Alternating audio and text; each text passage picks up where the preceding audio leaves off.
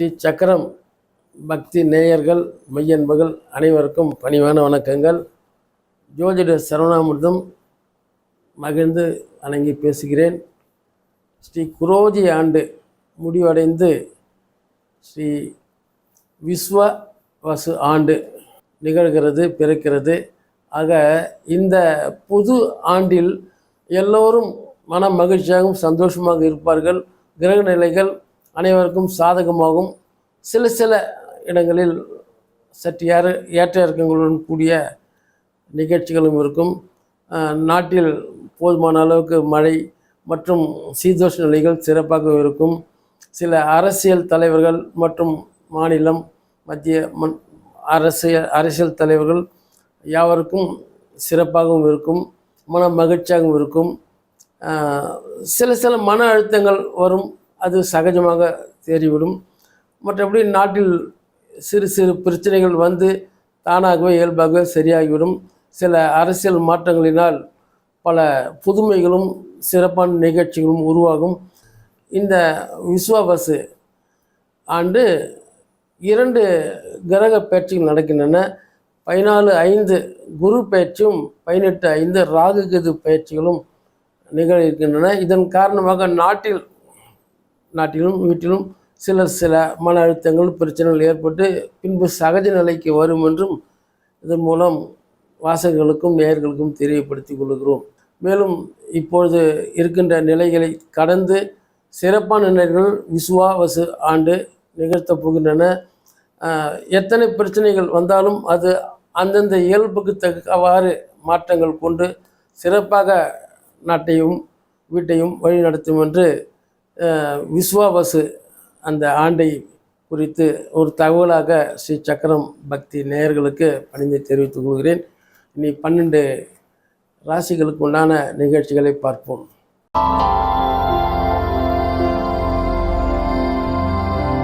மிதுன ராசி நேயர்களே, மெய்யன்பர்களே, தமிழ் புத்தாண்டு வாழ்த்துக்கள். ஆக புத்தி சாதுரியமாகவும் என்ற எல்லா நேரத்திலும் சிரித்து பேசி மற்றவர்களை உங்கள் வயப்படுத்தி கொண்டிருக்கும் புத்தி சாதுரியமிக்க மிதுன ராசி நேயர்களுக்கு இன்னும் ஒரு சிறப்பான ஒரு நிலை என்னவென்றால், கொஞ்சம் சங்கடமாக இருந்தால் கூட சிறப்பான நிலையும் சொல்லலாம், சங்கடம்னு சொல்லலாம். ஜென்மத்திலே குரு பகவான் வர இருக்கிறார். இதுவரைக்கும் விரயத்தில் இருந்த குரு பகவான் இன்னும் ஒரு மாதங்களில் உங்களுக்கு ஜென்ம குருவாக மிதுனத்திலேயே குரு பகவான் பெயர்ச்சியாகி வருகின்றார். அப்படி வரும்போது சிறிது காரியங்கள் தள்ளி போனாலும் தாமதப்பட்டாலும் நீங்கள் சிறப்பான ஒரு இடத்தை சென்று அடைவீர்கள். ஆக உங்களுக்கு ஒரு சில நிலைகளில் இருந்து சூரிய பகவான் ராகு பகவானும் இணைகின்ற அந்த ஒரு தருணத்தில் தந்தைக்கும் மகனுக்கும் கூட சில கருத்து வேறுபாடுகள் உண்டாகும். அதையும் தக்க தருணத்தில் களைவதும் மேற்கொண்டு கடந்து செல்வதும் அந்த இயல்புக்கு தகுந்தவாறு நீங்கள் புத்தி சாதுரியத்தில் வெற்றி காண்பீர்கள். இருந்தாலும் சற்று சிரமம் தான். உங்களுக்கு களவு போன பொருள் ஏதாவது, திரும்ப வராத பணம் ஏதாவது இருந்தால் கூட இந்த காலகட்டங்களில் உங்களுக்கு மே ஜூன் மாதங்களுக்கு பிறகு உங்களை தேடி வந்தடையும். இதனால் வரை தேடி கேட்டு வந்த பொருள் கிடைக்கவில்லையே என்று வருத்தப்படாமல் உங்களை தேடி அந்த பொருள் வந்து சேர்ந்துவிடும். மற்றபடிக்கு உங்களுக்கு அந்த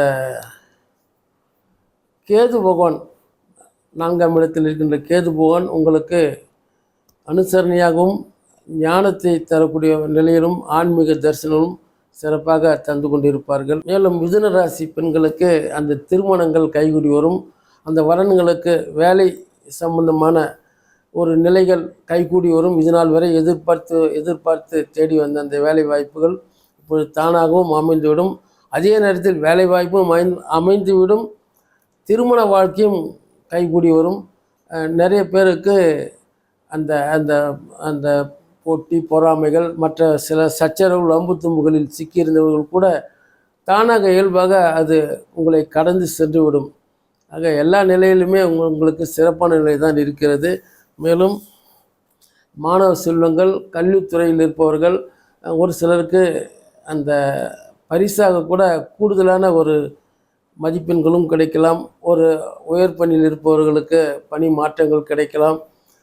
சிறப்பான ஆதாயத்துடன் ஊதியத்துடன் நல்ல நிலைகள் எல்லோருக்கும் வந்து அமையும். கலைஞர்கள் மற்றும் அதை சார்ந்தவர்களுக்கும் சிறப்பான நிலைகள் உண்டாகலாம்.